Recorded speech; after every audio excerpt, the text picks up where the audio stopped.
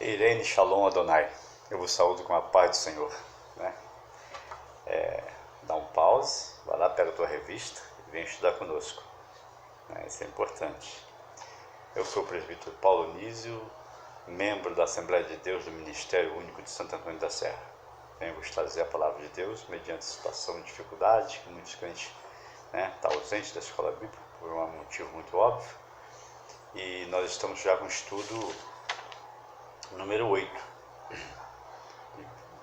24 de maio de 2020, edificados sobre o fundamento dos apóstolos e dos profetas. O texto áureo, edificados sobre o fundamento dos apóstolos e dos profetas, de que Jesus Cristo é a principal pedra da esquina. Efésios capítulo 2, versículo 20. A verdade prática. Jesus Cristo é a pedra basilar da igreja que está edificada por meio dos ensinamentos dos apóstolos e dos testemunhos dos profetas. Interessante, né? Leitura bíblica em classe, vamos acompanhar aí. Efésios capítulo 2, versículo 20 e 22 e Mateus capítulo 7, versículo 24 a 27. Vamos ler aqui. Edificado sobre o fundamento dos apóstolos e dos profetas, de que Jesus Cristo é a principal pedra da esquina, no qual todo edifício bem ajustado cresce para templo santo do Senhor, no qual também vós juntamente sois edificados para a morada de Deus no Espírito. Mateus 7. Todo aquele, pois, que escuta essas minhas palavras e as pratica, assemelhado-ei ao homem prudente que edificou a sua casa sobre a rocha. E desceu a chuva, e correram rios, e assopraram ventos, e combateram aquela casa, e não caiu, porque estava edificada sobre a rocha. E aquele que ouve estas minhas palavras e as não cumpre, compará-lo-ei ao homem insensato que edificou a sua casa sobre a areia. E desceu a chuva, e correram rios, e assopraram ventos, e combateram aquela casa, e caiu, e foi grande a sua queda. Então, construção. Construir a casa sobre a areia ou sobre a rocha? Quem é a nossa rocha? Quem é a nossa rocha? Você faz uma casa em cima do barro, sem botar um cimento, uma pedra, nem nada? Esses são os assuntos que nós vamos ver agora, espiritualmente falando. Desculpa. O tópico número 1, um edifício espiritual. Um edifício espiritual. O santuário judeu. Lembra? O templo em Jerusalém era símbolo do exclusivismo de Israel. Só podia entrar judeu. Gentil não podia entrar. Como povo de Deus. A proibição dos estrangeiros a acessarem o templo era um motivo de inimizade entre judeus e gentios. Ao reconciliar ambos os povos, Cristo aboliu as leis cerimoniais. Lembra que nós falamos sobre a abolição das leis cerimoniais, que não tinha nada desconexo com relação a... Paulo falou que a lei é boa, que Jesus falou que não vinha abolir as leis, mas cumprir essa abolição aqui com relação às leis cerimoniais. Ponto. Desfez a inimizade entre eles e formou uma nova humanidade, a igreja. Então a igreja é uma nova humanidade. Assim, o templo judaico perde sua relevância e um novo conceito de santuário é apresentado, que foi depois da igreja, o Espírito Santo passou a habitar em nós. Quando Jesus foi embora, ele falou que o Consolador ficaria conosco para sempre. O santuário cristão. O santuário cristão. Os que pertencem a Cristo são comparados a um edifício. Um edifício. Onde Deus habita em espírito. O ensino apostólico lembra Salomão quando este reconheceu que o templo em Jerusalém não poderia conter Deus. O próprio Salomão fez o templo e depois ele reconheceu por Deus, homem de Deus, que o templo não poderia conter Deus. Deus é acima do céu, acima da terra, acima de tudo, acima de todos. Deus acima de tudo. É uma coisa espantosa de falar em Deus. É maravilhoso. Não poderia conter Deus. 1 Reis 8, 27. Você vai ler lá, vai ver isso aí. E reafirma a instrução de Estevão, em que o Altíssimo não habitaria em templos feitos por mãos de homens. Desse modo, o crente judeu ou gentil tornaram-se o templo onde o Espírito Santo habita. Então, nesse primeiro tópico aqui, Jesus Cristo é a base da igreja. É a base. Você pode falar da Bíblia, né? E você vai ver que Jesus está do Gênesis ao Apocalipse, onde não se pode pregar sem falar nessa rocha, nessa base. E estamos alicerçados na doutrina dos apóstolos e dos profetas, né? Dos apóstolos e dos profetas. Jesus escolheu 12 homens, não foi? Para andar com eles, apóstolos. E esses homens renunciaram tudo, renunciou o mundo e suas concupiscências e passaram a andar só com Jesus. E para ser apóstolo tinha que ter ouvido Jesus, andado com ele, comido com ele, enfim, né?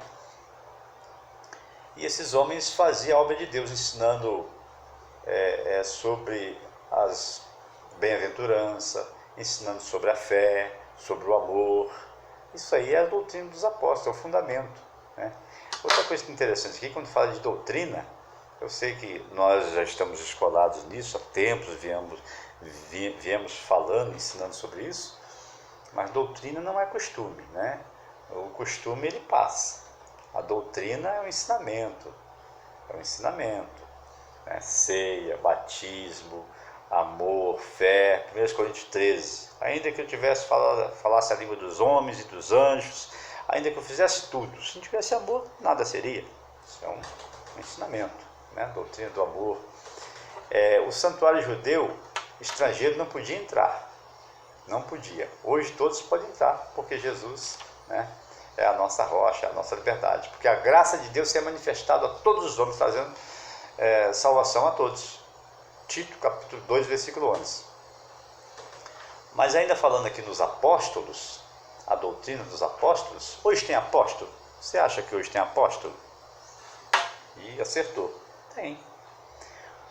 Mas não estou falando desses apóstolos que tem aí que na TV, que você vê apóstolo tal, apóstolo A, apóstolo B, porque ninguém nem quer ser pastor mais. Presbítero, pastor, as pessoas querem ser agora bispo. Bispo de Alexandria, bispo de Roma, bispo não sei de quê.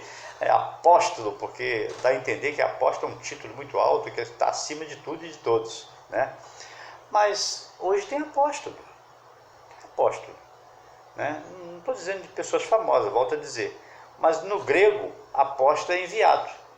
Tudo isso foi baseado na vida de Jesus, na vida de Cristo, que ele veio com uma missão, né? Ele foi enviado para nos salvar. Noé falhou, juízes falharam, profetas falharam, né? Porque o homem, ele acaba falhando. Mas então ele teve que vir, subir o madeiro, derramar sangue ali, por uma vez por todas. Então a missão, né, é uma missão. Então o apóstolo é aquele que é enviado. Hoje tem apóstolo? Tem. Pessoas que são enviadas no mundo todo, os missionários, por exemplo, são apóstolos. Ah, mas o título é missionário. Não importa. É apóstolo porque é enviado para uma missão espiritual, eclesiástica, que nós estamos falando aqui. Então isso aí é uma bênção. Vamos prosseguir? Nós que somos de Cristo somos comparados a um edifício, como morada de Deus. Por que comparado a um edifício? Porque o edifício é um lugar de morada, né? De abrigar pessoas. O rei Salomão reconheceu que o templo em Jerusalém não poderia conter Deus. Não poderia conter Deus. Deus, irmãos, é uma coisa espetacular. Você sabe o nome de Deus? É Deus, irmão Paulo, você acabou de falar. Se eu disser que não é? O nome de Deus é Deus? O nome de Deus é impronunciável.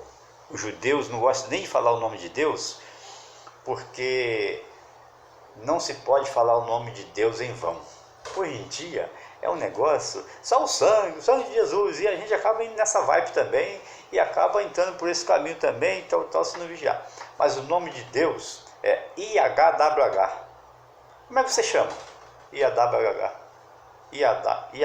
Até eu estou confundindo. IHWH ou IH, né? VH.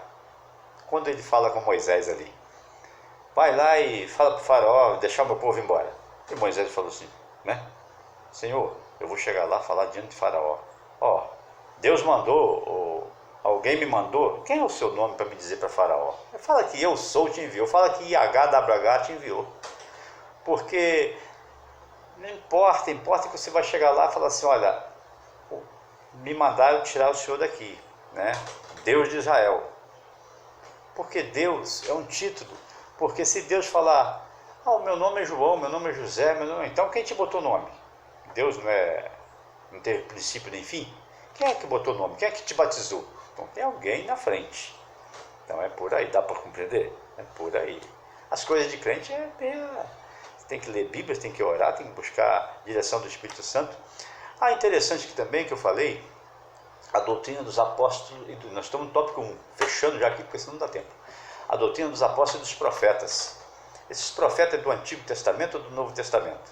Você está falando aqui a doutrina dos apóstolos, no Antigo Testamento tinha apóstolo? E dos profetas? Quem são os profetas do Novo Testamento? Já parou para pensar nisso?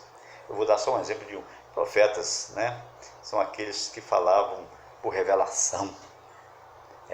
Nós lembra do caso de Ágabo, né? Que falou sobre a fome na Judéia, fome que ia ter lá? Então, o profeta Ágabo, né? Eu vou passar a referência para você aqui, que coloquei, e eu não estou nem vendo aqui agora, mas o profeta Ágabo, ele profetizou do Novo Testamento, né? Do Novo Testamento. O rei Salomão reconheceu que o templo em Jerusalém não podia conter. Eu falei aqui agora. Não? Então, transliterando para a nossa língua, o que é IHWH? Jeová. A gente não fala Jeová? Jeová, Javé. É isso aí. A pedra angular. A pedra angular. Pouco tempo aí, pouco tempo não, tem bastante tempo, né? Diante de uma escavação arqueológica, acharam um monólito, né? Está até aqui na lição, de 12 metros ali, né? O que é o monólito? Uma pedra em grande proporção. As pessoas iam naquelas pedreiras, né? Especialista no assunto, e trazia a pedra para fazer uma construção de uma grandiosidade que você não tem nem ideia, né? Esses edifícios que tem na nossa cidade, em todas as metrópoles, você já viu como é que é feita uma fundação daquilo ali? É enorme, gigante, né? Então a pedra angular, Jesus é a nossa pedra angular. Quem está firmado na rocha, né, vai ter uma vida bem longa e feliz.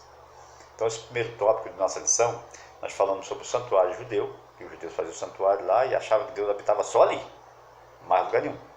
O santuário cristão, né, que fala que os que pertencem a Cristo são comparados a um edifício, e a pedra angular, né, que é a pedra de esquina.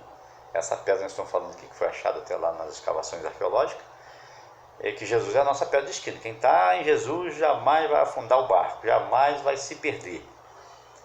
Cristo, a pedra principal. A identificação de Cristo como a pedra angular remonta à profecia messiânica em que a pedra rejeitada tornou-se a cabeça de esquina, ou seja, foi rejeitado pelos judeus, mas virou a cabeça de esquina, a pedra principal. Há uma coluna, ó, fazer aqui para você ver. Espera aí. Ó, minha mão, uma parede para lá, uma parede para cá, essa caneta aqui no meio é como se fosse a coluna de ângulo, de esquina. Ela que segura essas duas paredes. Deu para compreender? Então esse tópico primeiro falou sobre a pedra principal, a pedra angular, que eu expliquei, né, o santuário judeu e o santuário cristão, porque o judeu achava que era só em construção de pedra que Jesus podia estar, né? E não é. No tópico 2 de nossa lição, o fundamento apóstolos e profetas. O conceito de apóstolos. O conceito de apóstolo. Eu dei até uma adiantada ali no assunto, né? Que fala no início ali no tópico 1. Mas o conceito de apóstolo. O termo grego apóstolo é usado para enviado ou mensageiro. O apóstolo é centrado na natureza e missão de Cristo, que foi enviado para ser o Salvador do mundo, né?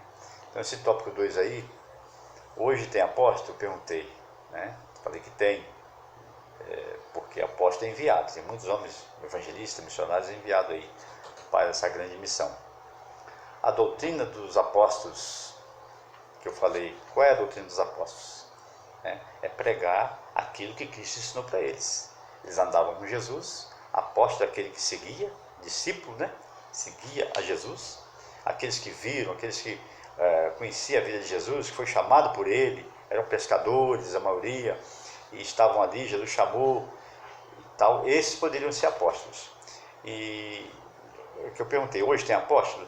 Tem, mas não com a mesma condição daquele tempo. Hoje, os apóstolos, as pessoas enviadas também para falar do amor de Deus e tal. Agora, naquela época, os apóstolos andavam com Jesus ali, né? E tinham toda uma dinâmica diferente dos apóstolos de hoje. A doutrina dos apóstolos, Atos 2,42, né? Explica bem direitinho ali também.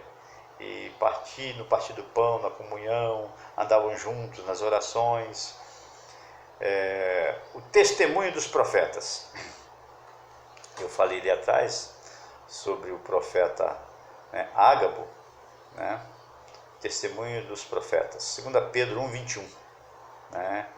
Profetas e apóstolos te mandarei, disse Jesus. Lucas 11,49. Lembrando do profeta Ágabo em Atos 11,28. Lembra? Do profeta Ágabo, que profetizou uma grande fome em todo o mundo.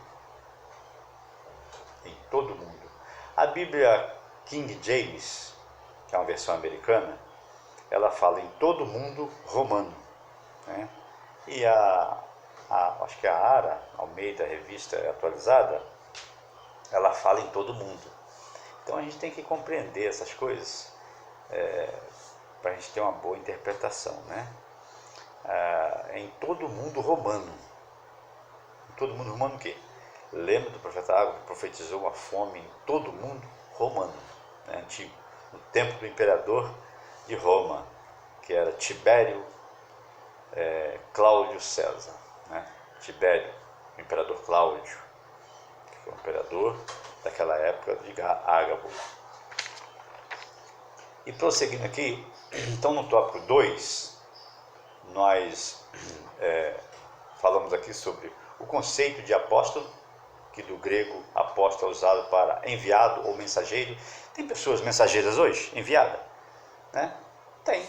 Os apóstolos não ensinavam a palavra de Deus, não ensinavam o que Jesus ensinava para eles? Sim. Eu posso de repente ser um apóstolo, né? Pastores, então são títulos. Os presbíteros poderiam ser um apóstolo, os evangelistas, mas como tem uma linha hierárquica na igreja de assuntos, de títulos, né? É importante a gente compreender isso, que apóstolo é pessoas enviadas para fazer a obra de Deus. Os apóstolos de Jesus foram isso. O apóstolo, estamos já fazendo uma referência aqui do tópico 2, que eu vou entrar no tópico 3 já.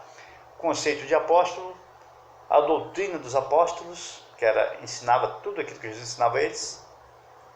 Deus ensinava a eles coisas, irmão, que nós homens fica difícil compreender, né? Por exemplo, se alguém lhe pedir a túnica, a capa, dele também a túnica, ou seja, a capa, a túnica. Se alguém te pedir a capa, já ficou sem, só foi de camisa. A túnica como se fosse a camisa, dá-lhe também a túnica. Se alguém pedir para você andar com uma milha com ele, vai com ele 2. Mas tudo é o contrário daqueles homens, do pensamento daqueles homens da época. Porque Jesus vem ensinar para nós, dar um passo para trás quando precisar, igual eu falei na lição passada. A gente compreender as coisas, né? Então a doutrina dos apóstolos, será que as pessoas que intitulam, não estou falando dos apóstolos reais que existe hoje, que é enviado em missões, missionários, evangelistas, que vai para o mundo afora pregar a palavra e está precisando de nossas orações, não. Mas as pessoas que querem ser apóstolo, eu sou apóstolo tal, não sei o que, não sei o que, será que eles iriam fazer aquilo que os apóstolos de Jesus faziam? Né? Sofrer ali com Jesus? Então a doutrina dos apóstolos e o testemunho dos profetas. Os profetas andavam com os apóstolos ali, né? Tinha os apóstolos e os profetas também estavam ali. A palavra grega profetes significa proclamador e intérprete da revelação divina. Proclamador e intérprete da revelação divina. Deus fala comigo e eu falo com vocês, né? Deus ensina, o pastor revela para o pastor revela para a igreja, como se fosse um profeta. Então a ordem da frase em Efésios 2:20, apóstolo e profeta, indica tratar dos profetas da igreja e não do Antigo Testamento.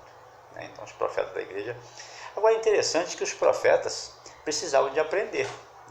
Eu preciso dos profetas, nós precisamos dos profetas, que eles revelam um plano de Deus. Nós, como os mensageiros, como os apóstolos, como presbíteros, como pastores, nós falamos do plano de Deus para a salvação. Mas os profetas, eles falam por revelação divina. Deus fala com eles assim, em sonho ou em oração e tal, e eles revelam: olha, eu cheguei aqui, Deus me mostrou, não é isso? É aquilo que a Ágabo fez. Deus está me mostrando uma grande fome aí em Samaria, uma grande fome aí em Judéia, uma grande fome aí em Israel. E tinha que, e é sobre aquela situação que ele falou: Paulo, não vai para lá não, que Deus me mostrou ser todo amarrado. Os profetas, eles falavam por revelação divina. E eles precisavam de aprender. Lembra de Samuel, do profeta Samuel, que tinha uma escola de profetas antigamente? Pois é. Então nós dependemos da revelação de Deus através dos profetas, mas os profetas também, eles precisam da gente para ensinar a palavra de Deus, porque às vezes a pessoa está imbuída em outro contexto, eclesiástico, então um depende do outro, um precisa do outro. E eu, pela graça de Deus, estou aqui trazendo a palavra de Deus para que todos possam ter um ensinamento bom, interessante. Então esse foi o primeiro tópico. O terceiro tópico, vou encerrar aqui, já estamos ali, o relógio está andando. O terceiro tópico, aqui, ainda falando no primeiro tópico, o último item aqui, o item 3, desculpe-me, é morada do Altíssimo. Então no Antigo Testamento a expressão morada de Deus fazia alusão ao tabernáculo e depois ao templo israelita, indicava lugar de habitação permanente e de comunhão íntima. Como já vimos, o crente tornou-se templo santo do Senhor. Isso indica que Deus habita em nós por meio do Espírito. Amém? Terceiro tópico, para encerrar. Edifício bem ajustado. Vamos ver aqui o terceiro tópico, vamos estar ali para encerrar. Edificados para a morada de Deus. Edifício bem ajustado. Um edifício bem ajustado precisa de quê? Vamos falar do secular. Precisa de esquadro, prumo e linha. Edifício bem ajustadinho. Quem é da construção aí entende o que eu estou falando. Esquadro, prumo e linha. Tem que estar ali. Se não fica fora de prumo, fora de linha, fora de esquadro, o edifício vai cair. Mas quem não é da construção também, eu vou explicar. Para que serve um esquadro? Para esquadrejar, os cantinhos ali ficar certinho. Para que serve o prumo? Para andar em pé, na vertical, sem ficar tonto, igual bêbado. E a linha para te alinhar. Para que serve o trilho do trem? Para ele caminhar ali e não se perder. E isso aí. Então esse edifício bem ajustado, a expressão todo edifício bem ajustado cresce indica um processo contínuo de desenvolvimento dos crentes, assim como todas as partes do edifício precisam estar harmônicas. Os crentes também têm que estar no esquadro, na linha, no prumo. Espiritualmente falando, tem que andar direitinho aí. Não adianta, tem que ter testemunho, tem que ter os frutos do Espírito. É como um diácono da nossa igreja lá, o Rafael Conrado, ele fala: Deus é bom e o diabo não presta. Muito bem lembrado aí do Rafael.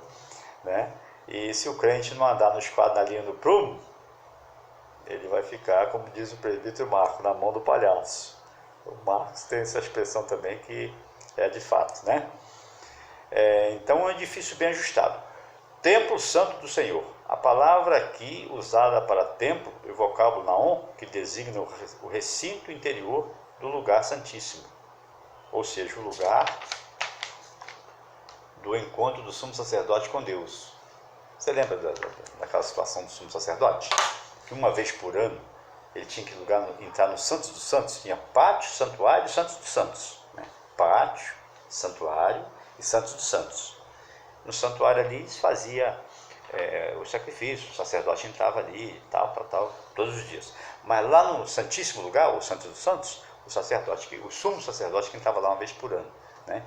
Então, morada do Altíssimo, Somos templos do Espírito Santo, e antigamente os judeus acreditavam que Deus, YHWH, Javé, que é o pentagrama, né, que eu já falei ali, habitava só no templo. Atos 7,48, Deus habita em templos, Deus não habita em templo feito por mão de homens. Salomão também, lá em 1 Reis 8,27, falou, Salomão disse, essa casa que eu fiz pode conter Deus? Não pode. Então, para encerrar aqui, irmãos, morada do Altíssimo. No Antigo Testamento, a expressão morada de Deus fazia alusão ao tabernáculo e depois ao templo israelita. Indicava lugar de habitação permanente e de comunhão íntima. Como já vimos, o crente tornou-se o templo santo do Senhor. Isso indica que Deus habita em nós por meio de seu Espírito. E que tal afirmação ratifica o ensino apostólico que Deus não habita em templos feitos por mão de homens. Então ele reside individualmente dentro de cada cristão, bem como o corpo inteiro de crentes, a igreja é formada por judeus e gentios. Isso não anula o fato, acho que é de Hebreus 10, 25. Deixa eu ler aqui em Hebreus 10, 25, estamos fechando. Que não devemos deixar a nossa congregação como é costume de alguns. Né? Porque às vezes a pessoa pensa assim, eu sou templo, então não preciso. Eu sou templo, então não preciso mais de igreja. Acho que é aqui em Hebreus 10, 25, me parece. Deixa eu confirmar aqui.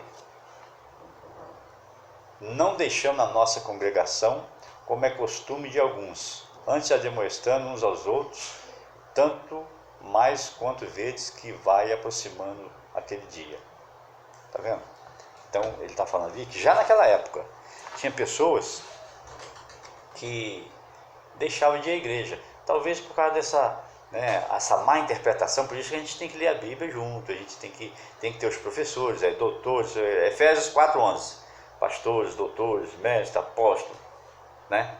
Então tem que ter os ensinadores, pela graça de Deus estou aqui ensinando, cumprindo esse ministério aí que Deus me deu. Irmãos, eu amo a EBD, eu amo a Escola Bíblica Dominical, esse ministério eu peço a Deus que, igual em lições passadas nós passamos, que fique inculcado, na cuca, abre a cuca e joga a palavra de Deus lá dentro.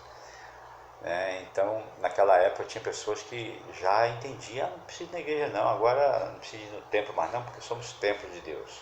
A gente precisa ir no templo. A Hebreus 10, 25 o autor aos Hebreus já teve aquela preocupação ali, porque as pessoas às vezes não vão à igreja. Eu já volto a dizer que nessa situação que estamos passando, é compreensível que muitas pessoas não vão à igreja. Está bastante diminuído, os cultos estão sendo online, mas a palavra de Deus está chegando até você. Mas na medida do possível, vá à igreja adorar. Na medida do possível, quando passar essa pandemia aí, que pedimos a Deus que passe logo, nós vamos ser muito abençoados. E você não deixe a Escola Bíblica Dominical, não deixe ir nos cultos administrativos de família, não deixe ir nos cultos de domingo. Vamos buscar a Deus intensamente, irmãos, intensamente.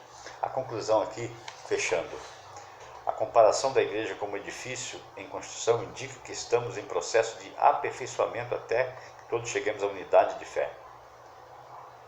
A pedra angular, que é o próprio Cristo, não pode ser substituída. A doutrina dos apóstolos e o testemunho dos profetas não pode ser revogados.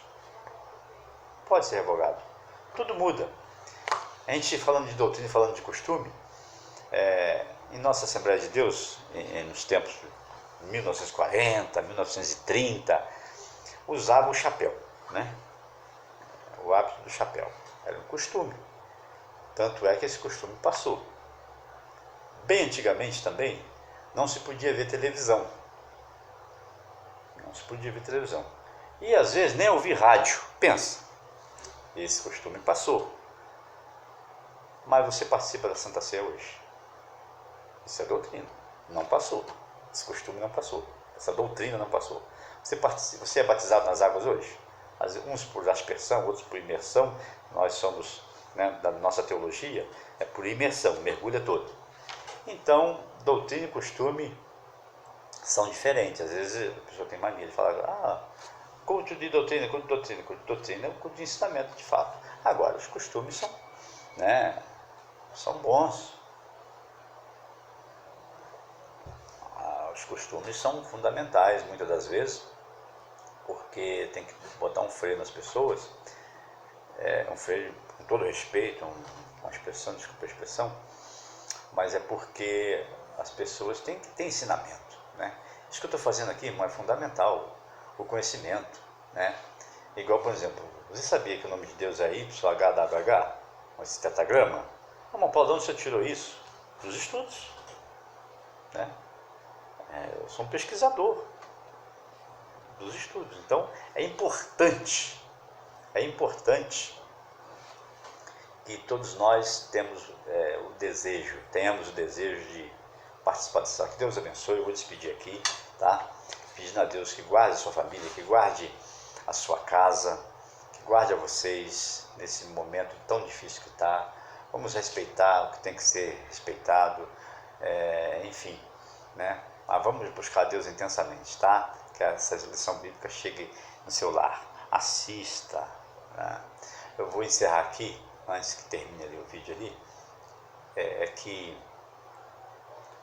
dá um positivo. Eu não ganho, eu tenho até vergonha de ficar falando isso, mas sabe o que é? É tipo assim, eu fiz sem pretensão nenhuma, fiz mesmo só para botar no grupo, para chegar na sua casa, para você participar da escola bíblica dominical. Mas alguém viu? Alguém gostou?